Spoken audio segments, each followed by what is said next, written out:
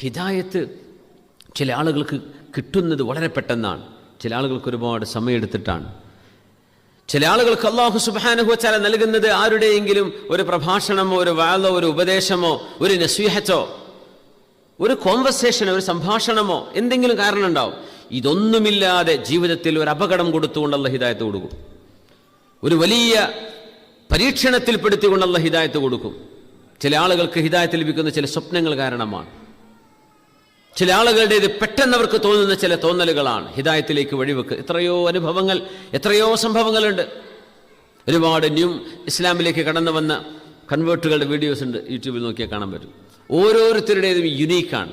ഓരോരുത്തരും ഇസ്ലാമിലേക്ക് വരാനുണ്ടായ കാരണം നമ്മൾ നോക്കിയാൽ വളരെ മനോഹരമാണ്, വ്യത്യസ്തങ്ങളാണ്, ഡൈവേഴ്സ്. നമ്മൾ അത്ഭുതപ്പെട്ടു. ഇതുകൊണ്ടാണ് ഇന്നക ലാ തഹ്ദീ മൻ അഹ്ബബ്ത വലാകിന്ന